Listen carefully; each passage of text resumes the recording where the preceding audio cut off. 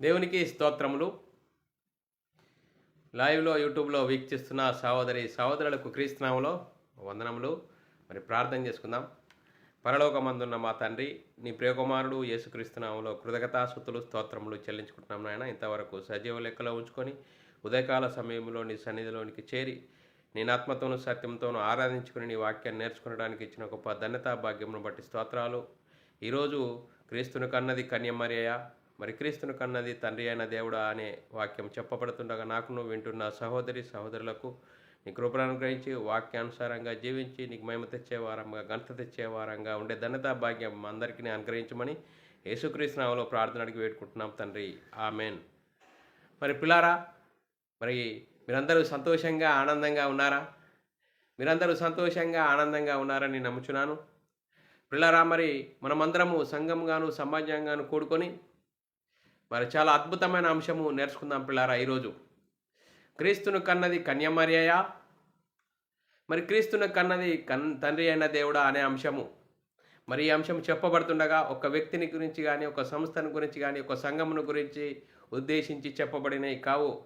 మరి బైబిల్లోని ఆత్మ సంబంధమైన సంగతులతో సరిచూసుకుంటూ మన ఆత్మీయ ప్రయాణంను వాక్యంకు లోబడి వాక్యానుసారంగా జీవించడానికి క్రీస్తు ప్రేమములను బలవంతం చేయటను బట్టి మేము తెలుసుకున్న సర్వసత్యాన్ని అనేకులకు తెలియజేయడానికి దేవుడిచ్చిన గొప్ప ధన్యతా భాగ్యమును బట్టి దేవునికి కృతజ్ఞతాస్తుతులు స్తోత్రములు చెల్లించబద్ధుడని ఉన్నాను పిల్లరా. మరి ఫేస్బుక్ ద్వారా కానీ, యూట్యూబ్ ద్వారా కానీ మీ చేరువలోనికి వచ్చి మీతో వాక్యం పంచుకోవడానికి దేవుడిచ్చిన గొప్ప ధన్యతా భాగ్యమును బట్టి దేవునికి కృతజ్ఞతాస్తుతులు స్తోత్రములు చెల్లించబద్ధుడని ఉన్నాను పిల్లరా. మరి పిల్లారా, ఈరోజు మరి ఈ డిసెంబర్ మాసంలో మరి మన సహోదరులందరూ సంతోషంగా ఉన్నట్లుగా కనబడుతున్నది. సంతోషంగా ఉన్నారని నమ్ముచున్నాను. మరి పిల్లారా, మరి ఈ డిసెంబర్ మాసంలో మరి తప్పనిసరి తెలుసుకోవాల్సిన అంశము క్రీస్తును కన్నది కన్యమరియయ, క్రీస్తును కన్నది తండ్రి అయిన దేవుడా అనే అంశము నేర్చుకుందాం పిల్లారా. మరి ఈ అంశము మరి తప్పనిసరి తెలుసుకొని వాక్యానుసారంగా మన ఆత్మీయ స్థితిని సరిదిద్దుకొని మనమందరము దేవునికి మహిమ తెచ్చేవారంగాను ఘనత తెచ్చేవారంగా ఉంటూ ముందుకు సాగుదాం. ఈరోజు అంశము క్రీస్తును కన్నది కన్యమరియయ లేక మరి క్రీస్తును కన్నది తండ్రి అయిన దేవుడా అనే అంశము. మరి ఈ అంశమును ఎందుకు నేర్చుకోవాలి అనేది మనం ఆలోచన చేసినట్లయితే పిల్లరా, బైబిల్ గ్రంథంలో క్రీస్తును కన్నది కన్యమరియ అని వ్రాయబడి ఉన్నది. అదే బైబిల్ గ్రంథంలో మరి క్రీస్తును కన్నది తండ్రి అయిన దేవుడు అని వ్రాయబడి ఉన్నది. పిల్లారా, మరి మరి మరి ఈ రెండు రాయబడి ఉన్నాగా మరి మరి క్రీస్తును కన్నది ఎవరు? క్రీస్తును కన్నది మరి పిల్లారా కన్యమరియ కన్నది ఎవరిని, తండ్రి అయిన దేవుడు కన్నది ఎవరిని అనేది మనం చాలా స్పష్టంగా తెలుసుకొని మనమందరము దేవునికి మహిమ తెచ్చేవారంగాను ఘనత తెచ్చేవారంగా ఉంటూ ముందుకు సాగుదాం పిల్లారా. క్రీస్తునందు విశ్వాసం ఉంచి యేసుక్రీస్తు నామములో బాప్తీసం పొందిన మనము క్రీస్తును ధరించుకున్న వారము, క్రీస్తు శ్రమలలో పాలివారమై క్రీస్తుతోటి మరి దేవుని కుమారులము. మరి యేసుక్రీస్తు దేవుని కుమారుడైన దేవుడు. చూడండి పిల్లరా, మరి క్రీస్తును ధరించుకున్న నీవు నేను మనం కూడా దేవుని కుమారులము. మరి దేవుని కుమారులైన దైవములము అని లేఖనాలు చెప్తున్నాయి పిల్లారా. మరి ఇంత గొప్ప మహిమను మనకు అర్థం కాకుండా మరి సాతాను మన మనోనేత్రాలు గుడితనం చేసి మరి ఇదే కరెక్టు అన్నట్లుగా భ్రమపరుస్తున్న పరిస్థితి పిల్లారా. తండ్రి అయిన దేవుడు పరలోకమందున్నాడు. ఆ పరలోకమందున్న ఆ దేవుని కుమారుడు యేసుక్రీస్తు ఈ లోకానికి వచ్చాడు. ఎందుకు వచ్చాడు? దేవుని గుణలక్షణాలు, దేవుని స్వభావాన్ని కలపరచడానికి, దేవుని చిత్తాన్ని నెరవేర్చడానికి, అందరూ అంతటా మారు మనసు పొంది దేవుడు అనుగ్రహించి మహిమను పొందాలని. మరి దేవుడు అనుగ్రహించి మహిమను పొందలేక అందరూ నిత్య నరకానికి వెళ్తున్న సమయంలో ఆ పరలోకంలో దేవునితో సమానుడున్న యేసుక్రీస్తు ఈ లోకానికి నాలాంటి శరీరాన్ని ధరించుకొని మరి ధర్మశాస్త్రం అందరినీ పాపంలో బంధించి ఉండగా ఆ బంధించిన వారిని విడిపించడానికి నాలాంటి శరీరం ధరించుకొని దేవుని చిత్తాన్ని నెరవేర్చడానికి మరి దేవుని చిత్తాన్ని నెరవేర్చడానికి మనందరి కోసము శిలువలో మరణించాడు, సమాధి చేయబడ్డాడు. 3వ రోజున తిరిగి లేచి పరలోకానికి వెళ్ళి పరలోకములో పరిశుద్ధాత్మను పంపించి ఆ పరిశుద్ధాత్మను పొందుకున్న 12 మంది యేసుక్రీస్తు మరణ సమాధిని గురించి సువార్తను ప్రకటించబడ్డాది. ఆ ప్రకటించబడిన సువార్తను విన్నారు, హృదయాలు పొడవబడ్డాయి. సహోదరులారా, మేమేం చేద్దామంటే ప్రతివాడు మారు మనసు పొంది పాపక్షమాపణ నిమిత్తం ప్రతివాడు యేసుక్రీస్తు నామములో బాప్తిసం పొందుడు, అప్పుడు పరిశుద్ధాత్మను వరము పొందుదురు అని అన్నాడు. పిల్లారా, మరి పిల్లారా, క్రీస్తునందు విశ్వాసం ఉంచిన నీవు నేను మరి క్రీస్తు శ్రమపడిన ఎడల క్రీస్తుతోటి వారసులము, దేవుని కుమారులము. ఇంత గొప్ప మహిమ మనకు అర్థం కాని పరిస్థితిలో నేటి క్రైస్తవ సమాజం ఉన్నదని చెప్పడంలో మరి సందేహం లేదు పిల్లారా. అందుకోసమే ఈరోజు క్రీస్తును కన్నది కన్యమరియా, క్రీస్తును కన్నది తండ్రి అయిన దేవుడా అంటే మరి క్రీస్తు మరి మరియ కన్నది ఎవరిని, తండ్రి అయిన దేవుడు కన్నది ఎవరిని అనేది మనము ఆలోచన చేసుకుందాం పిల్లారా. మరి ఈ మహిమ మనకు అర్థం కాకుండా మరి భయంకరమైన పరిస్థితిలో ఈ డిసెంబర్ మాసం అంతా మరి క్రీస్తు కన్య మరియ కుమారుడు అని మరి ఏం చేస్తున్నారు? Mini Christmas, grand Christmas, youth Christmas అని క్రిస్మస్ పేరట పండుగలు చేయడం జరుగుతుంది. ఇది ఎంతవరకు వాక్యానుసారం? వాక్యం అలా చెప్తున్నదా? మరి మరియ కన్నది ఎవరిని, దేవుడు కన్నది ఎవరిని అని మనం లేఖనానుసారంగా మనం పరిశీలన చేసుకుందాం పిల్లారా. అందుకోసమే ఈరోజు మనము చూద్దాం పిల్లారా. మరి చూడండి పిల్లరా, తండ్రిని కుమారుణ్ణి ఎరుగుటయే నిత్య జీవం. లేఖనానుసారంగా చూస్తున్నాం పిల్లల, తండ్రిని కుమారుణ్ణి ఎరుగుటయే నిత్య జీవం అని యోహాను సువార్త 17వ అధ్యాయం 3వ వచనంలో రాయబడ్డది. అద్వితీయ సత్య దేవుడవైన నిన్నును నీవు పంపిన క్రీస్తును ఎరుగుటయే నిత్య జీవము. ఈ నిత్య జీవము నీకు మరి తెలియకూడదు, నువ్వు నిత్య జీవంలోకి వెళ్ళకూడదు అంటూ మరి ఏం చేస్తారు ఈ డిసెంబర్ మాసమంతా? మరి కన్య మరియ కుమారుడు క్రీస్తు అని బాహాటంగా ప్రకటించడం ద్వారా కేవలం యేసుక్రీస్తు 2000 సంవత్సరాలు ఆడే అన్నట్టుగా మరి అనేకులకు ప్రకటించడము మరి జరుగుతున్నది పిల్లారా. మరి ఒప్పుకొని మనము ప్రకటించినట్లుగా మరి జరుగుతున్నది పిల్లారా. మరి అలా జరగడము అది వాక్యానుసారమా కాదా అని ఈరోజు మనం తెలుసుకుందాం పిల్లారా. మరి ఏంటంటే నిత్య జీవము కావాలంటే ఏం చేయాలా? తండ్రిని తండ్రిగా ఎరగాలి, క్రీస్తును క్రీస్తుగా ఎరగాలి. అలా ఎరిగినప్పుడే నిత్య జీవము. తండ్రి అయిన దేవుడే యేసుక్రీస్తుగా వచ్చాడు, యేసుక్రీస్తే పరిశుద్ధాత్ముడుగా వచ్చాడని అలా నమ్మకూడదు. అలా లేఖనాలు చెప్పట్లేదు పిల్లారా. అందుకోసమే లేఖనం ఏం చెప్తుంది? అద్వితీయ సత్యదేవుడవైన నిన్నును నీవు పంపిన యేసుక్రీస్తును ఎరుగుటయే నిత్య జీవము. ఇంకా మరి యేసుక్రీస్తుని ఎలా ఎరుగుమంటుంది, ఎలా ఒప్పుకోమంటుంది? యేసుక్రీస్తు ప్రభు అని ఒప్పుకుంటుంది. ప్రభు అని ఒప్పుకోవాలని రోమీల రాసిన పత్రిక 10వ అధ్యాయం 9వ వచనంలో లేఖనం చదువుకుందాం పిల్లరా. అదేమనగా యేసు ప్రభువుని నీ నోటితో ఒప్పుకొని దేవుడు మృతులలో నుండి ఆయనను లేపనని నీవు హృదయమందు విశ్వసించిన ఎడల నీవు రక్షింపబడదువో. చూడండి పిల్లరా, ఎలానట?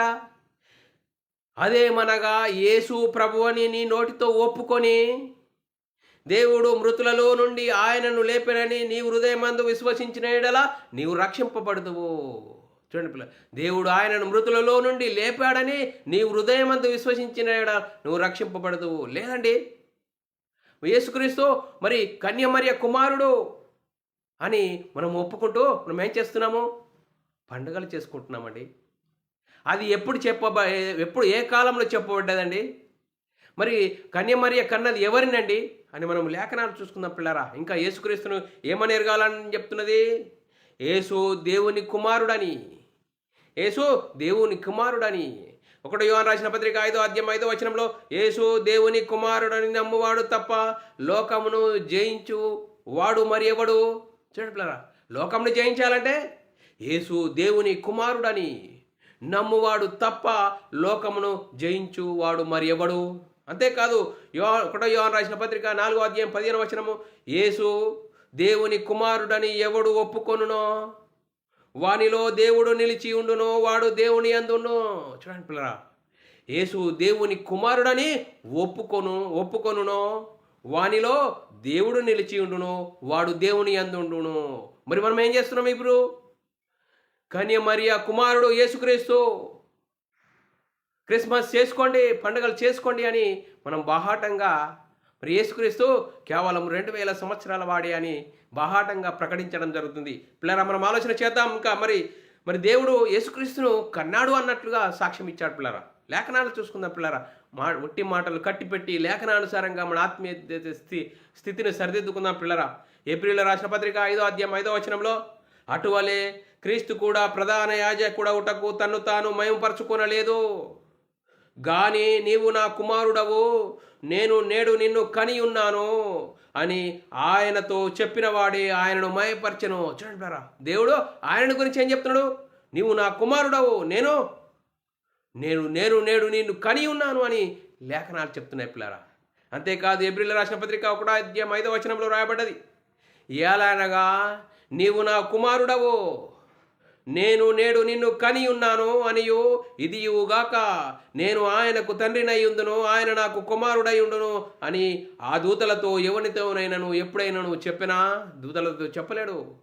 అందుకోసమే నేడు నిన్ను కని ఉన్నాను, ఇదియుగాక నేను ఆయనకు తండ్రినై ఉందును, ఆయన నాకు కుమారుడై ఉందునని లేఖనాలు చెప్తున్నాయి. పిల్లరా, దేవుడే సాక్ష్యం ఇచ్చాడు. ఇంకేమని సాక్ష్యం ఇచ్చాడు? ఈయన నా ప్రియ కుమారుడు, ఈయనయందు నేను ఆనందించుచున్నాను. మత్తయి సువార్త 3వ అధ్యాయం 16వ వచనంలో రాయబడిన లేఖనం చదువుకున్నట్లయితే, యేసు బాప్తిసము పొందిన వెంటనే నీళ్లలో నుండి ఒడ్డునకు వచ్చెను, ఇదిగో ఆకాశము తెరవబడెను, దేవుని ఆత్మ పావురం వల్లే దిగి ఆయన మీదికి వచ్చుట చూచెను, మరియు ఇదిగో ఈయన నా ప్రియ కుమారుడు, ఈయనయందు నేను ఆనందించుచున్నానని ఒక శబ్దము ఆకాశము నుండి వచ్చెను. చూడలిపరా, మరి ఏంటి? ఈయన నా ప్రియ కుమారుడు, ఈయనందు నేను ఆనందించుచున్నానని లేఖనాలు చెప్తున్నాయి. పిల్లరా, మత్తయి సువార్త 17వ అధ్యాయం 5వ వచనంలో కూడా రాయబడ్డది, అతడు ఇంకనూ మాటలాడుచుండగా ఇదిగో ప్రకాశమానమైన ఒక మేఘము వారిని కమ్ముకొనెను, ఇదిగో ఈయన నా ప్రియ కుమారుడు, ఈయనయందు నేను ఆనందించుచున్నాను, ఈయన మాట వినుడని ఒక శబ్దము ఆ మేఘములో నుండి పుట్టెను. చూడండి పిల్ల, మనం ఇదివరదాకా ఏం నేర్చుకున్నాము? దేవుడు కన్నాడు. దేవుడు ఏమంటాడు? యేసుక్రీస్తును నేడు నిన్ను కన్నాను, నీవు నాకు కుమారుడవు, నేను నీకు తండ్రిని అని సాక్ష్యం ఇచ్చాడు. ఆయన యందు ఆనందించుచున్నాడు అని లేఖనాలు చెప్తున్నాయి. పిల్లరా, మరి అదే బైబిల్ గ్రంథంలో కూడా కన్య మరియ కన్నది అన్నట్లుగా లేఖనాల్లో రాయబడింది. ఆ లేఖనాలు కూడా చూసుకుందాం. పిల్లరా, మరి యెషయా గ్రంథము, మరి యెషయా గారు ప్రవచించారు, మరి యేసుకు కన్య మరియ గర్భవతి కుమారుని కను అని. మరి యెషయా గారు ప్రవచించిన ఆ ప్రవచనం చదువుకుందాం. పిల్లరా, యెషయా గ్రంథము 7వ అధ్యాయం 14వ వచనము, కాబట్టి ప్రభువు తానే యొక్క సూచన మీకు చూపును, ఆలకించుడి, కన్యక గర్భవతి కుమారుని కనును, అతనికి ఇమ్మానుయేలను పేరు పెట్టును. అది ఆ నెరవేర్పు ఎక్కడ జరిగింది? మత్తయి సువార్త. మరి మత్తయి సువార్త 1వ అధ్యాయం 21 నుంచి 31 వచనాల్లో చాలా చక్కగా మరి నెరవేర్పు జరిగినట్టుగా లేఖనాలు చూస్తున్నాం. పిల్లరా, లేఖనాలు చూసుకుందాం. పిల్లరా, 1వ అధ్యాయం 21 నుంచి 31 వచనాలు చదువుకుందాం. పిల్లరా, తన ప్రజలను వారి పాపం నుండి ఆయనే రక్షించును గనుక ఆయనకు యేసు అను పేరు పెట్టుదు అనెను. ఇదిగో కన్యక గర్భవతి కుమారుని కనును, ఆయనకు ఇమ్మానుయేలను పేరు పెట్టుదురు అని ప్రభువు తన ప్రవక్తల ద్వారా పలికిన మాట నెరవేరునట్లు ఇదంతయు జరిగెను. ఇమ్మానుయేలు అను పేరునకు భాషాంతరమునకు దేవుడు మనకు తోడని అర్థము.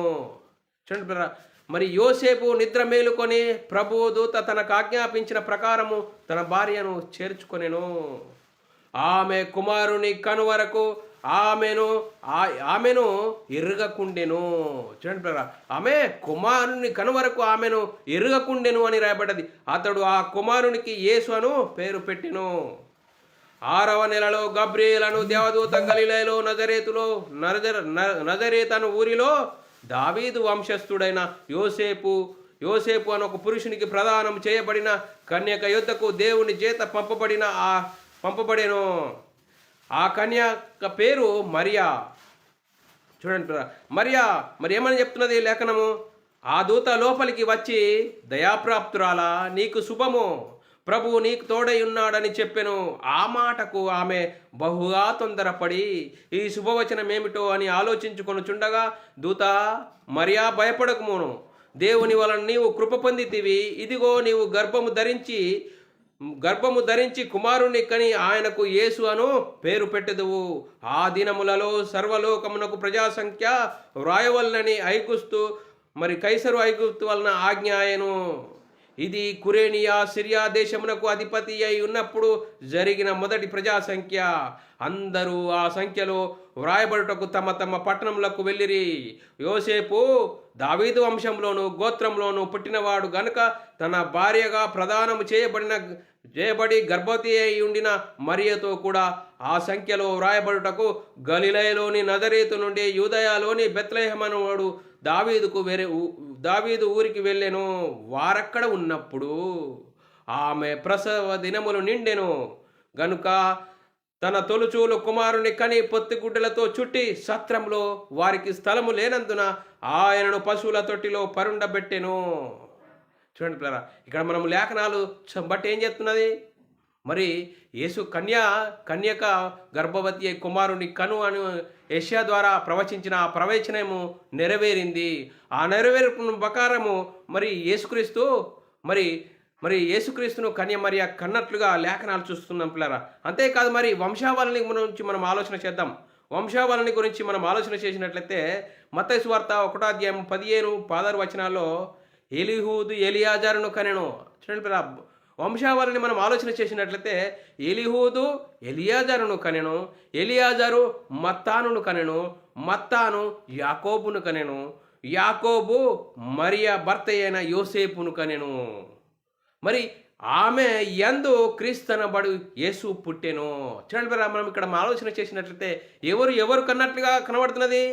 ఎలీహూదు ఎలియాజరును కనెను, ఎలియాజరు మత్తానును కనెను, మత్తాను యాకోబును కనెను, యాకోబు మరియ భర్త అయిన యోసేపును కనెను. ఆమె యందు క్రీస్తనబడిన యేసు పుట్టెను. ఇక్కడ మనము ఈ వీరిని బట్టి ఆలోచన చేసినట్లయితే యోసేపునందు క్రీస్తు పుట్టెను అని రాయబడినదా? మరియ యందు క్రీస్తు పుట్టెనని రాయబడ్డదా? మరియ యందు క్రీస్తు పుట్టెను అని వ్రాయబడి ఉన్నది పిల్లరా. అందుకోసమే పిల్లరా, ఇక్కడ మనం యేసుక్రీస్తు ఎవరని లేఖనాలు చెప్తున్నాయి పిల్లరా. మత్తయి సువార్త 13:55-56 వచనంలో ఇతని వడ్లవాని కుమారుడు కాడా? ఇతని తల్లి పేరు మరియ కాదా? యాకోబు, యేసేపు, సీమోను, యూదా అనువారు ఇతని సహోదరులు కారా? ఇతని సహోదరి మనులందరూ మనతో కూడా ఉన్నారు కారా? ఇతనికి ఈ కార్యములు ఎక్కడి నుండి వచ్చినని చెప్పుకొనొచ్చు ఆయన విషయమై అభ్యంతరపడిరి. చూడండి పిల్లరా, అభ్యంతరపడిరి. మరి మనం ఆలోచన చేద్దాం పిల్లరా. దేవుడు కన్నాడు అని బైబిల్ గ్రంథంలో రాయబడ్డది, కన్యమరియ కన్నాడు అని బైబిల్ గ్రంథంలో రాయబడ్డది. మరి బైబిల్ గ్రంథము ఒక తోట అవునని ఒక తోట కాదని చెప్తుందా? అలా కాదని చెప్తుంది. దేవుడు నమ్మదగినవాడు. అపొస్తలులు ప్రకటించిన వాక్యము అవునని చెప్పి కాదని ఉండలేదు. చూడండి పిల్లరా, దేవుడు నమ్మదగినవాడు, మరి అవునని చెప్పి కాదన్నట్లుగా బైబిల్ గ్రంథంలో ఉండది అని లేఖనాలు చెప్తున్నాయి పిల్లరా. మరి 2 కొరింథీయులకు రాసిన పత్రిక 1:18 వచనం, దేవుడు నమ్మదగినవాడు గనుక మేము చెప్పిన వాక్యము అవునని చెప్పి కాదని ఉండలేదు. అలా ఉంటే దుష్టుని సంబంధమైందని మత్తయి సువార్త 5:37 వచనం, మీ మాట అవునంటే అవును, కాదంటే కాదని ఉండవలను, వీటికి మించినది దుష్టుని నుండి పుట్టినది. చూడండి పిల్లరా, మరి మనం ఆలోచన చేసినట్లయితే బైబిల్ గ్రంథము అవునని కాదని ఉండదు, అవునని కాదని ఉండదని లేఖనాలు చెప్తున్నాయి పిల్లరా. మరి మనం ఆలోచన చేద్దాం. మరి మరియ కన్నది ఎవరిని, దేవుడు కన్నది ఎవరిని అనేది మనం ఆలోచన చేసినట్లయితే మనిషి ఇద్దరి పురుషుల కలయిక. ఏంటండి మనిషి ఇద్దరి పురుషుల కలయిక ఎలా అవుతుందంటే అని నువ్వు ప్రకృతి సంబంధంగా ఆలోచించకూడదు. బైబిల్లోని ఆత్మ సంబంధమైన సంగతులతో ఆలోచన చేయాలి. ప్రకృతి సంబంధమైన మనుషుడికి ఆత్మ సంబంధమైన సంగతులు అర్థం కావు. ఎవరికి అర్థమవుతాయి? ఆత్మ సంబంధమైన వారికే అర్థమవుతుంది. ఆత్మ సంబంధంగా ఉండాలంటే యేసుక్రీస్తు దేవుని కుమారుడు, యేసుక్రీస్తు ప్రభు అని విశ్వసించి యేసుక్రీస్తు నామములో బాప్తిజం పొంది అప్పుడు మన పాప జీవితం బాప్తిజంలో పాతిపెట్టబడడం జరుగుతుంది. నూతన జీవితము ప్రారంభమవుతుంది. అప్పుడు నీకు బైబిల్ సంగతులు అర్థమవుతాయి. మరి బైబిల్ సంగతులు ఇద్దరు పురుషుల కలయిక ఒక మనిషి ఎలా అవుతాడని అనుకోకూడదు. బైబిల్ పరిభాషను మనం అర్థం చేసుకోవాలి. అందుకోసమే 2 కొరింథీయులకు రాసిన పత్రిక 4:16 వచనంలో, కావున మేము అధైర్యపడము, మా బాహ్య పురుషుడు కృషించుచున్నాను, ఆంతర్య పురుషుడు దినదినము నూతన పరచబడుచున్నాడు. చూడండి బరా, మరి బాహ్య పురుషుడు అంటే ఏంటి? శరీరము అని బైబిల్ చెప్తుంది. ఆంతర్య పురుషుడు అంటే ఏంది? ఆత్మ అని బైబిల్ చెప్తుంది. చూడండి, అందుకోసమే ఇద్దరి పురుషుల కలయిక మనిషి. మరి ప్రారంభం నుంచి మనం ప్రారంభానికి వెళ్దాం. దేవుడు ఆదామును ఏ విధంగా ఈ భూమికి రంగప్రవేశం చేశాడు అనేది మనము మరి సత్యమైనది బహుదూరముగాను బహులోతుగా ఉన్నది. ఎక్కడ ప్రారంభమైందో అక్కడికి వెళ్దాం పిల్లరా. దేవుడు ఏ విధంగా ఆదామును చేశాడు అనేది మనం ఆలోచన చేసినట్లయితే ఆదికాండము 2వ అధ్యాయం 7వ వచనంలో, దేవుడైన యెహోవా నేల మంటితో నరుని నిర్మించి వాని నాసికా రంధ్రములో జీవవాయువు నూదగా నరుడు జీవాత్మాయను. చూడండి పిల్లరా, మరి ఏం చేశాడ దేవుడు? మట్టి బొమ్మను చేశాడు. చూడండి పిల్లరా, మట్టితో మట్టి బొమ్మను చేశాడు. మట్టి బొమ్మను చేసి దేవునిలో దేవుడై ఉన్న ఆత్మలో నుండి విభాగింపబడి, చూడండి పిల్లరా, దేవుడు కనడం అంటే ఒక భాగం నుండి ఒక భాగం వేరు చేయబడము. దేవునిలో నుండి ఆత్మ ఊదగా అంటే కనడము, వేరు చేయబడము. దేవునిలో నుండి ఆత్మ జీవాత్మను ఊదగా, మట్టి బొమ్మలోనికి ఊదగా నరుడు జీవాత్మయను. జీవాత్మను అయినప్పుడు ఆదామవ్వలకు దేవుడు ఆజ్ఞ ఇచ్చాడు. ఆజ్ఞను అనతి కాలంలోనే వారు అతిక్రమించారు. ఎందుకు అతిక్రమించాడు? శరీరంలో పాప స్వభావం ఉన్నది. అందుకోసమే ఆదామవ్వలకు దేవుడు ఆజ్ఞ ఇచ్చాడు. ఆత్మలో పాప స్వభావం లేదు. దేవుడు పరిశుద్ధుడు. అందుకోసమే చూడు, శరీరములో పాప స్వభావం ఉన్నది కాబట్టి ఆదాము అవ్వలకు దేవుడు ఆజ్ఞ ఇచ్చాడు. ఆజ్ఞ ఏంటి? ఈ పండు తినకూడదు, తింటే చనిపోతారు ఆత్మీయంగా. శరీరానికి ప్రతి ఒక్కరికి మరణం ఉంటుంది, ఆత్మకు మరణము లేదు, ముగింపు లేదు. అందుకోసమే దేవుడు ఆదాము అవ్వలకు ఆజ్ఞ ఇచ్చాడు. ఆజ్ఞ అనతి కాలంలోనే అతిక్రమించారు. ఆజ్ఞ అతిక్రమమే పాపం వల్ల వచ్చింది మరణము, ఆత్మ మరణము, దేవుని నుండి ఎడబాటు కలిగింది. అందుకోసమే మరి శరీరానికి దేవుడు తీర్పు తీర్చాడు.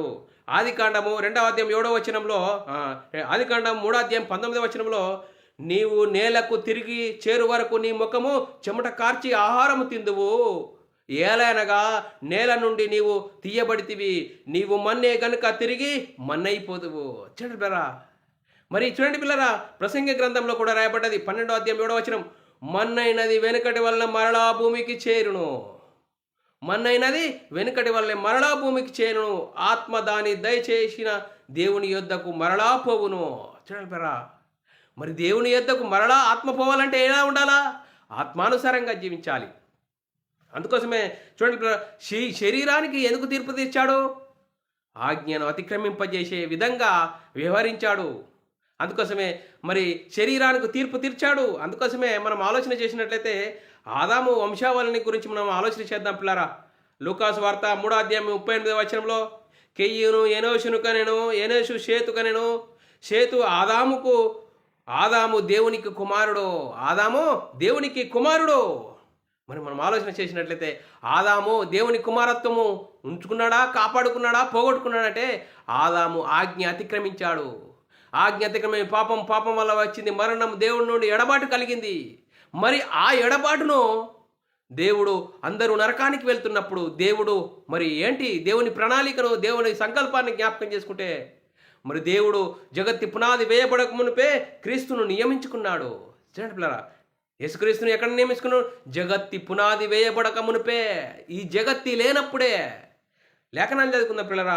మొదటి పేతురు రాసిన పత్రిక 1వ అధ్యాయం 20వ వచనంలో, ఆయన జగత్తి పునాది వేయబడక మునిపే నియమింపబడెను. చూడండి పిల్లరా, ఆయన జగత్తి పునాది వేయబడక మునిపే నియమింపబడెను గాని తన్ను మృతులలో నుండి లేపిన తనకు మహిమనిచ్చిన దేవుని ఎడల తన ద్వారా విశ్వాసులైన మీ ఎడల కడవరి కాలమందు ఆయన ప్రత్యక్షపరచబడెను. కాగా మీ విశ్వాసము నిరీక్షణయు దేవుని యందు ఉంచబడి ఉన్నది. యేసుక్రీస్తు ఎప్పుడడా? కడవరి కాలమందు ప్రత్యక్షమయ్యాడు.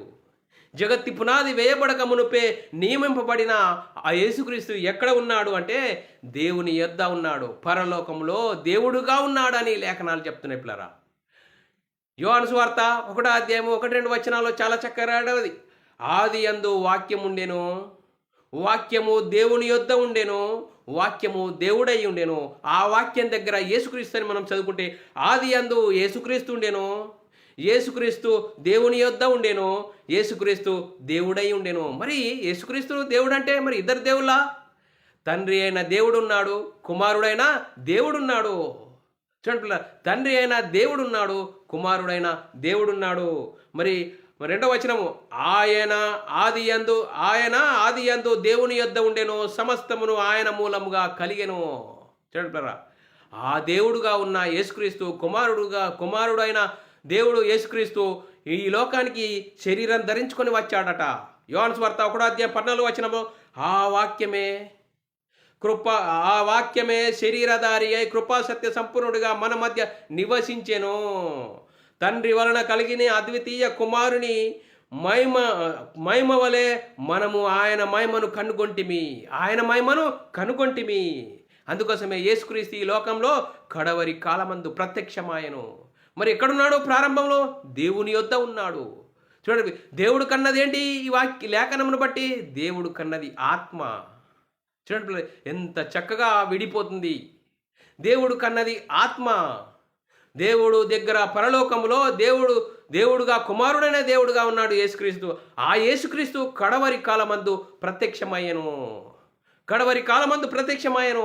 ఎందుకు ప్రత్యక్షమయ్యాడు? అందరూ ఏ భేదము లేదు, దేవుడు అనుగ్రహించు మహిమను పొందలేకపోతున్నారు. అందరూ మరణిస్తే పాతాళానికి జారిపోయే భయంకర పరిస్థితిలో ధర్మశాస్త్రం అందరినీ పాపంలో బంధించి ఉండగా, ధర్మశాస్త్ర అమల్లో ఉన్న కాలంలో యేసుక్రీస్తు వచ్చాడు. ధర్మశాస్త్రంకు లోపడ్డాడు, ధర్మశాస్త్రం అనుసరించాడు, ధర్మశాస్త్రాన్ని సిలువలో కొట్టివేశాడు. అందుకోసమే యేసుక్రీస్తు ఈ లోకంలో ఉన్నప్పుడు తండ్రికి ఎలా ప్రార్థన చేస్తున్నాడో చూసుకుందాం పిల్లరా. యోహాను సువార్త 17:5 వచనము, తండ్రి లోకము పుట్టక మునుపు నీ యొద్ద నాకు ఏ మహిమ ఉండేనో ఆ మహిమతో నన్ను ఇప్పుడు నీ యొద్ద మహిమపరచుము. తండ్రి, నువ్వు నాకు పనిచ్చావు, ఆ పనిని నేను సంపూర్ణంగా నెరవేర్చి నేను మహిమపరిచితిని. తండ్రి, లోకము పుట్టక మునుపు నీ యొద్ద నాకు ఏ మహిమ ఉండనో ఆ మహిమతో నన్ను ఇప్పుడు నీ యొద్ద మహిమపరచుము. యోహాను సువార్త 17:24 వచనము, తండ్రి నేనెక్కడ ఉందునో అక్కడ నీవు నాకు అనుగ్రహించిన వారునో ఉండవలనని నీవు నాకు అనుగ్రహించిన నా మహిమను వారు చూడవలనని కోరుచున్నాను. జగత్తు పునాది వేయబడక మునుపే నీవు నన్ను ప్రేమించితివి. చూడండి, జగత్తి పునాది వేయబడక మునుపే నన్ను ప్రేమించితివి. జగత్తి పునాది వేయబడక మునుపే తండ్రి యొద్ద, మరి తండ్రి అందరి ఆత్మలకు కన్న తండ్రి అయిన దేవుని యొద్ద కుమారుడైన దేవుడు యేసుక్రీస్తు ఉన్నాడు. ఆ యేసుక్రీస్తు కడవరి కాలమందు ప్రత్యక్షమయ్యాడు. మరి ఎలా అయ్యాడు అంటే, చూడు, కన్య మరియ గర్భం ద్వారా శరీరం ధరించుకొని ఈ లోకానికి వచ్చాడు. కన్య మరియ పరిశుద్ధాత్ముని వలన గర్భవతి ఆయను అని లేఖనాల్లో రాయబడ్డది. చూడండి పిల్లరా, మరి కన్య మరియ కన్నదేంటి? శరీరాన్ని. చూడండి పిల్లరా, మనం ఆలోచన చేద్దాం. కన్య మరియ కన్నదేంటి? శరీరాన్ని. మనిషి ఇద్దరి పురుషుల కలయిక. కన్య మరియ కన్నది శరీరాన్ని, దేవుడు కన్నది ఆత్మను. మరి జగత్తి పునాది వేయబడక మునిపే యేసుక్రీస్తు మరి నియమింపబడిను అని రాయబడ్డది. ఎప్పుడు మరి ఈ లోకానికి వచ్చాడు? కడవరి కాలమందు. యేసుక్రీస్తు మరి కన్య మరియ గర్భంలో ప్రవేశించి శరీరం ధరించుకొని ఈ లోకానికి వచ్చాడు. దేవుని చిత్తాన్ని నెరవేర్చాడు, దేవుని ఇష్టాన్ని నెరవేర్చాడు. దేవుని ఇష్టమేంది? అందరూ అంతటా మారు మనసు పొందాలి, దేవుని ఇష్టాన్ని తెలుసుకోవాలి. అందుకోసమే అందరినీ ధర్మశాస్త్రం పాపంలో బంధించి ఉండగా అందరినీ విడిపించడానికి, అందరి పాపాలను తీసివేయడానికి, అందరినీ పరిశుద్ధులుగా చేయడానికి, దేవుని కుమారులుగా చేయడానికి యేసుక్రీస్తు మనందరి నిమిత్తం శిలువలో మరణించాడు, శిలువ వేయబడ్డాడు. ఆయన కార్చిన రక్త ద్వారాల ద్వారా నేను పాపిని, నా పాపాల కోసం యేసుక్రీస్తు శిలువలో మరణించాడు. దేవుడు ఆయనను లేపాడని విశ్వసించి యేసుక్రీస్తు నామములో బాప్తీసం పొందే అప్పుడు నువ్వు నీ మనోనేత్రాలు వెలిగింపబడతాయి. పరిశుద్ధాత్మని బోధ, ఆత్మ సంబంధమైన సంగతులు అర్థమవుతాయి. కన్య మరియ కన్నది శరీరాన్ని, దేవుడు కన్నది ఆత్మను అని అప్పుడు నీకు అర్థమవుతుంది. మనం తీసుకున్న బాప్తీశాలు సరి అయితే, బైబిల్ సిద్ధాంత ప్రకారంగా యేసుక్రీస్తు నామములో బాప్తీసం పొందాలని బైబిల్ చెప్తున్నా కూడా మరి ఎక్కడనో ఆగిపోయి, మరి ఏ కాలంలో చెప్పబడిన మాట ఇప్పుడు ఏ కాలంలో ఉన్నాము? పాత నిబంధన కాలంలో మరి యేసుక్రీస్తు కన్య మరియకు యేసుక్రీస్తు పుట్టాడు అని మరి రాయబడ్డ మాట మరి నేడు రక్షకుడు పుట్టాడు అని లేఖనాలు చదువుతున్నావు. పాత నిబంధన కాలంలో యేసుక్రీస్తు ధర్మశాస్త్రం అమల్లో ఉన్న కాలంలో యేసుక్రీస్తు శరీరధారిగా ఉన్న కాలంలో చెప్పబడిన మాట ఇంకా నువ్వు ఆ మాటనే ఉన్నావు. ఏ కాలంలో ఉన్నావు? ఇప్పుడు ఏ కాలంలో ఉన్నాము? వాక్యము సిద్ధపరచబడి స్థిరపరచబడిన కాలంలో ఉన్నావు. ఇప్పుడు ఏ కాలంలో? ఇప్పుడు యేసుక్రీస్తు ఎక్కడ ఉన్నాడు? పరలోకంలో దేవుని కుడిపార్శ్వమున ఆసీనుడై ఉన్నాడు. మన కొరకు విజ్ఞాపన చేస్తున్నాడు. రాజ్య పరిపాలన చేస్తున్న ఆ యేసుక్రీస్తును ఎప్పుడు నువ్వేం చేస్తున్నావు? మరి నేడు రక్షకుడు పుట్టి ఉన్నాడు అని పశువుల తొట్టిలో నువ్వు ఒక పాకేసి అందులో నువ్వు పడుండబెట్టి పాట పాడతావా? ఎంత వాక్యంకు విరుద్ధంగా సాతాను మనల్ని మోసం చేస్తున్నాడో! ఏ కాలంలోని మాట ఏ కాలంలో చదువుతూ నువ్వు దాన్ని అనుసరిస్తున్నావు. ఇప్పుడు ఏమనుసరించాలి నువ్వు? చూడండి పిల్లరా, మనం ఎంత భయంకరమైన పరిస్థితిలో సాతాను మన మనోనేత్రాల్లో గుడితనం కలిగేసి ఒక భ్రమలో నడిపిస్తున్నాడు అనేది మనము లేఖనమును బట్టి ఆలోచన చేసుకోవాలి. చూడండి పిల్లరా, మనం ఆలోచన చేద్దాం. కొలసీలకు రాసిన పత్రిక 1వ అధ్యాయం 16-17 వచనంలో ఏలయనగా ఆకాశమందున్నవియో భూమి అందున్నవి దృశ్యమైనవి అదృశ్యమైనవి అవి సింహాసనములైనను ప్రభుత్వములైనను ప్రధానులైనను అధికారులైనను సర్వమును ఆయన యందు సృజింపబడెను. సర్వమును ఆయన ద్వారా ఆయనను బట్టి సృజింపబడెను. ఆయన అన్నిటికంటే ముందున్నవాడు, ఆయనే సమస్తమునకు ఆధారభూతుడు. చూడండి, సమస్తానికి ఆధారభూతుడైన ఆ యేసుక్రీస్తుని గురించి మరి ధర్మశాస్త్రము ఆ కాలంలో అమల్లో ఉన్నప్పుడు యేసుక్రీస్తు ఈ లోకానికి వచ్చి నప్పుడు నేడు రక్షకుడు పుట్టి ఉన్నాడని ఆ వాగ్దాన ప్రకారం ఆ వాగ్దానం నెరవేర్చు చేసి యేసుక్రీస్తు దేవుడు పనిని సమాప్తపరిచి మరి మరణించాడు, సమాధి పెట్టాడు. 3వ రోజున తిరిగి లేచి పరలోకానికి వెళ్ళి పరలోకంలో ఉన్న పరిశుద్ధాత్మను పంపిస్తే ఆ పరిశుద్ధాత్మను బోధ ప్రకటించబడుతుంది. యేసుక్రీస్తు పరలోకంలో దేవుని కుడిపార్శ్వమున ఆసీనుడై మన కొరకు విజ్ఞాపన చేస్తున్నాడు, రాజ్యపాలన చేస్తున్న ఆ యేసుక్రీస్తును ఇప్పుడు నువ్వేం చేస్తున్నావు? నేడు రక్షకుడు పుట్టి ఉన్నాడు అని పాటలు పాడుతున్నావా? వాక్యానికి ఎంత విరుద్ధంగా సాతాను మనల్ని మనోనేత్రాల గుడితనం కలిగేసి ఏ విధంగా చేస్తున్నాడో అనేది మనం ఆలోచన చేసినట్లయితే పిల్లరా, మరి యేసుక్రీస్తు శరీరమును బట్టి మరియ కుమారుడు అని పిలువబడ్డాడు. యేసుక్రీస్తు శరీరమును బట్టి మరియ కుమారుడు అని పిలువబడ్డాడు. పరిశుద్ధాత్మను బట్టి దేవుని కుమారుడుగా ప్రభావంతో నిరూపింపబడ్డాడు. చూడండి పిల్లలు, ఇప్పుడు మనం ఏ కాలంలో ఉన్నాము? యేసుక్రీస్తు దేవుని కుమారుడుగా ప్రభావంతో నిరూపింపబడిన కాలంలో ఉన్నాము. ఇప్పుడు నిరూపింపబడిన కాలమును బట్టి మనం దేన్ని ప్రకటించాలి? చూడండి పిల్లరా, మరి లేఖనం చేసుకుందాం పిల్లలు. రోమీయులకు రాసిన పత్రిక 1వ అధ్యాయము 5వ వచనంలో యేసుక్రీస్తు శరీరమును బట్టి దావీదు సంతానముగాను. చూడండి పిల్లరా, యేసుక్రీస్తు ఎప్పుడు వచ్చాడండి? ధర్మశాస్త్రము అమల్లో ఉన్నప్పుడు వచ్చాడు. మరి దేవుని పనిని చేయడానికి వచ్చాడు.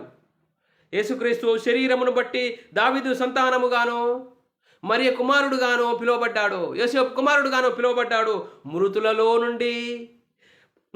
నుండి పునరుద్ధానుడైన పరిశుద్ధాత్మను బట్టి దేవుని కుమారుడుగా ప్రభావంతో నిరూపించుకున్నాడు. మరి నిరూపించబడిన కాలంలో ఉన్న మనం ఏం ప్రకటించాలి? మరి ఇంకా శరీర ప్రకారంగా యేసుక్రీస్తును ఎరగాలా? మరి అలా ఎరగకూడదా? లేఖనం ఏం చెప్తుంది? పౌలు గారు చాలా చక్కని స్టేట్మెంట్ ఇస్తున్నాడు పిల్లరా. 2 కొరింథీయులకు రాసిన పత్రిక 5వ అధ్యాయం 16వ వచనం, కావున ఇక మీదట మేము శరీర రీతిగా ఎవరినైనాను ఎరగము. మేము క్రీస్తును శరీర రీతిగా ఎరిగి ఉన్నాను, ఇక మీదట ఆయనను అలాగూ ఎరగము. చూడండి, కొత్త నిబంధనలో సుమారు 14 పత్రికలు రాసిన పౌలు గారు చెప్తున్నాడు, శరీర రీతిగా ఎవరినైనాను ఎరగము. మేము క్రీస్తును శరీర రీతిగా ఎరిగి ఉన్నాను, ఇక మీదటను ఆయనను అలాగ ఎరగము. కాదండి, మేము అలాగానే ఎరుగుతాము. సంవత్సరంకి ఒకసారి డిసెంబర్ మాసం రాగానే నేడు రక్షకుడు పుట్టి ఉన్నాడని మేము పండుగలు చేసుకుంటామండి అని చెప్తున్నారా? వాక్యంకు విరుద్ధంగా సాతాను మనల్ని మోసం చేస్తున్నాడు. ఏ కాలంలోని మాట ఏ కాలంలో ఉన్నావో, నువ్వు ఏ కాలంలో దాన్ని అనుసరిస్తున్నావు? మనం ఏ కాలంలో ఉన్నవారము, ఏ కాలంలో మరి ఉన్న మాటను అనుసరిస్తున్నాం. మరి మనము ఏ కాలంలో ఉన్న మాట అనుసరించాలి? మరి పౌలు గారు చెప్తున్నాడు పిల్లారా, 1 కొరింథీయులకు రాసిన పత్రిక 2వ అధ్యాయం 2వ వచనంలో, నేను యేసుక్రీస్తును అనగా సిలువ వేయబడిన యేసుక్రీస్తును తప్ప. చూడండి పిల్లారా, పౌలు గారు నేను యేసుక్రీస్తును అనగా శరీర సంబంధమైన మరి నేడు రక్షకుడు పుట్టి ఉన్నాడని దాన్ని అనుసరించాలంటున్నా. నేడు యేసుక్రీస్తును అనగా సిలువ వేయబడిన యేసుక్రీస్తును తప్ప మరి దేనిని మీ మధ్య నేను ఎరగకుందునని నిశ్చయించుకొంటిని. అందుకోసమే మరి ఇంకా చాలా చక్కని మాట యోహాను సువార్త 20వ అధ్యాయం 31వ వచనంలో చాలా చక్కని మాటలు రాయబడ్డది. యేసు దేవుని కుమారుడైన క్రీస్తు అని అంటే ఎవరండి? యేసు దేవుని కుమారుడు క్రీస్తు అని మీరు నమ్మునట్లు నమ్మి ఆయన నామమందు జీవము పొందునట్లు ఇవి వ్రాయబడిను. చూడండి, యేసు దేవుని కుమారుడైన క్రీస్తు అని మీరు నమ్మునట్లు ఆయన నామమందు జీవం పొందినట్లు ఇవి వ్రాయబడిను. చూడండి, మనం ఆలోచన చేద్దాం. మరి క్రీస్తు కన్నది, మరి కన్యమర్య కన్నది ఏంటి? శరీరాన్ని. మరి దేవుడు కన్నది ఏంటి? ఆత్మను. చూడండి, మరి ధర్మశాస్త్రము అమల్లో ఉన్న కాలంలో, మరి చూడండి పాత నిబంధన కాలంలో యెషయా గారు ప్రవచించారు, కన్యమర్య గర్భవతి కుమారుని కనును. ఆ ప్రవచనము మత్తయి సువార్తలో నెరవేర్చబడ్డది. మరి యేసుక్రీస్తు ఈ లోకానికి ఎందుకు వచ్చాడు? దేవుని చిత్తాన్ని నెరవేర్చడానికి వచ్చాడు.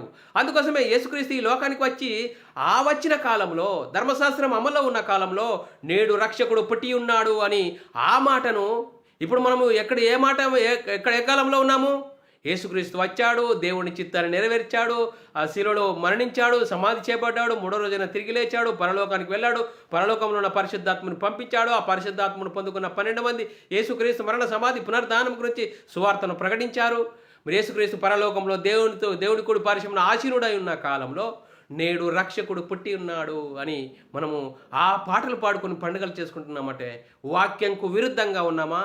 ఎలాంటి పరిస్థితిలో ఉన్నాము? అందుకోసమే పౌలు గారు, మేము శరీర రీతిగా ఎవరినైనాను ఎరగము, క్రీస్తును శరీర రీతిగా ఎరిగి ఉన్నను అలాగూ ఎరగము. యేసుక్రీస్తును అనగా సిలువ వేయబడిన యేసుక్రీస్తును తప్ప మేము దేనిని ఎరగకుందును అని పౌలు గారు చెప్తున్నాడు పిల్లారా. మరి మనం ఏం చేయాలి? యేసుక్రీస్తు మరణ సమాధిని గురించి సువార్తనే ప్రకటించాలి.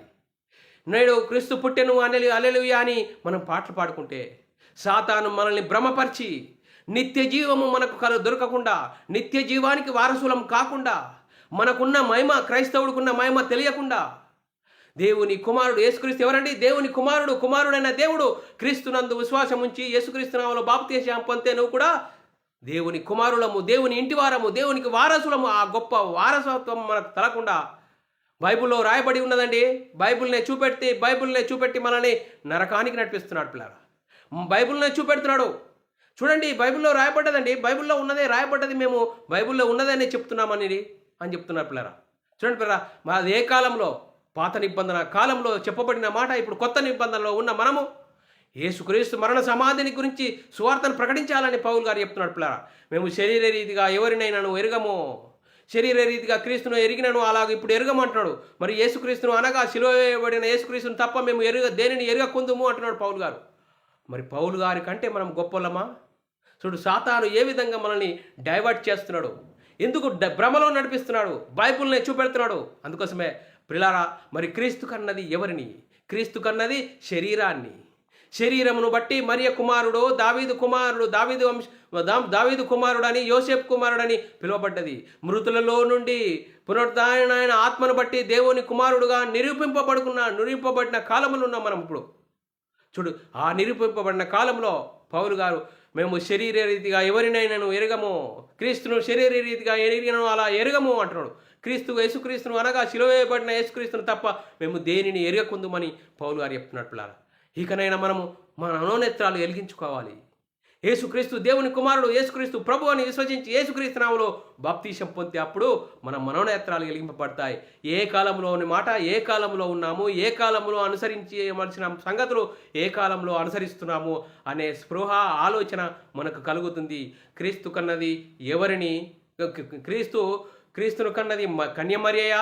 క్రీస్తును కన్నది తండ్రి అయిన దేవుడు అంటే మరియ కన్నది శరీరాన్ని, మరి దేవుడు కన్నది ఆత్మను. మనిషి ఇద్దరి పురుషుల కలయిక, బాహ్య పురుషుడు, ఆంతర్య పురుషుడు. చూడండి పిల్లరా, ఎంత చక్కటి వాక్యాన్ని మనము అర్థం చేసుకున్నాము ఈరోజు. అందుకోసమే వాక్యానుసారంగా జీవిద్దాం.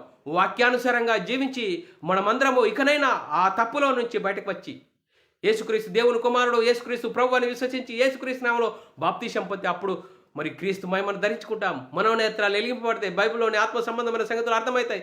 కొత్త నిబంధన అనుసరించి యేసుక్రీస్తును అనగా సిలువ వేయబడిన యేసుక్రీస్తును తప్ప నేను దేనిని ఎరగకుందునని పౌలు గారు చెప్తున్నాడు. ఆ పౌలు గారిని బట్టి మనం యేసుక్రీస్తును సిలువ వేయబడిన యేసుక్రీస్తును తప్ప మరి మనము దేనిని ఎరగకుందుకు ఉంటి మనమందరము దేవుడు ఉండే ఆ పరలోకం చేరుదాం. లేదండి, బైబిల్లో రాయబడి ఉన్నదండి, మరి క్రీస్తు కన్నది కన్యమరి అని రాయబడి ఉన్నది అని అంటే మరి సాతాను మనల్ని భ్రమపరుస్తున్నాడు. ఆ భ్రమలో ఉండి సాతానుకు సిద్ధపరిచిన నరకానికి వెళ్తావా? మరి దేవుడు ఉండే పరలోకానికి వెళ్ళి తండ్రి అయిన దేవుడు కన్నది ఆత్మను అని, మరి దేవుడు మనల్ని దేవుని మాటను బట్టి, క్రీస్తు మాటను బట్టి మనము మరి అపొస్తలులు ప్రవక్తలు వేసిన పునాదిని బట్టి, పరిశుద్ధాత్మని బోధన బట్టి మరి మనము నమ్మదామా? ఎలాంటి పరిస్థితిలో ఉన్నాం? మనల్ని మనమే, పౌలు గారు ఏం చెప్తున్నాడు? యేసుక్రీస్తును, సిలువ వేయబడిన యేసుక్రీస్తును తప్ప మేము దేనిని ఎరగకుందని అంటున్నాడు పిల్లారా. అందుకోసమే ఆ సిలువ వేయబడిన యేసుక్రీస్తును గురించి మనము ప్రకటిస్తూ మనల్ని మనము మన ఆత్మీయ స్థితిని సరిదిద్దుకుంటూ మనమందరము దేవునికి మహిమ తెచ్చే వారంగాను, ఘనత తెచ్చే వారంగా ఉంటూ ముందుకు సాగుదాం. ఇంతవరకు చెప్పబడిన లేఖనం ప్రతి ఒక్కరి హృదయంలో నీరుగట్టి ఫలింపజేయను గాక. ఆమెన్. అందరికీ వందనములు, దేవునికి స్తోత్రాలు. ప్రార్థన చేసుకుందాం పిల్లారా. పరలోకమందున మా తండ్రి, నీ ప్రియకుమారుడు యేసుక్రీస్తు నామములో కృతజ్ఞతాస్తుతులు స్తోత్రములు చెల్లించుకుంటున్నాం నాయన. ఇంతవరకు సజీవ లెక్కలో ఉంచుకొని మరి క్రీస్తును కన్నది ఎవరిని, దేవుడు కన్నది ఎవరిని అనే అంశం ద్వారా మరి క్రీస్తు కన్నది శరీరంనని, మరి మరియ కన్నది శరీరాన్ని అని, దేవుడు కన్నది ఆత్మని అని ఈ వాక్యం ద్వారా మరి తెలుసుకోవడానికి కృప చూపినందుకు స్తోత్రాలు. విన్న వాక్యాన్ని విడిచిపెట్టకుండా విన్న మాటల ప్రకారం ఆత్మీయ జీవితం కట్టుకొని నీకు మహిమ తెచ్చేవారా, ఘనత తెచ్చేవారంగా ఉండే ధనత భాగ్యం అందరికీ అనుగ్రహించినందుకు కృతజ్ఞతాస్తుతులు స్తోత్రం చెల్లించుకుంటూ యేసుక్రీస్తు నామములో ప్రార్థన అడిగి వేడుకుంటున్నాం తండ్రి. ఆమెన్. ప్రియులారా, మరి ఇలాంటి అంశాలు వినాలనుకుంటున్నారా? యూట్యూబ్ సెర్చ్లో BW అకాడమీ ఛానల్ సబ్స్క్రైబ్ చేసుకోండి. అలాగే బైబుల్ విజ్డమ్ అకాడమీ బేరన్ అని ఛానల్ సబ్స్క్రైబ్ చేసుకోండి. మీరు వినండి. మా సహోదరులందరికీ చేయవలసినదిగా క్రీస్తు ప్రేమను బట్టి బతిమాలుకొచ్చున్నాను. మీ అందరి సొంత ప్రార్థనలో, మా పరిచర్య ప్రార్థనలో జ్ఞాపకం చేసుకోవాల్సినదిగా క్రీస్తు ప్రేమను బట్టి బతిమాలుకొచ్చున్నాను. అందరికీ వందనములు, దేవునికి స్తోత్రాలు.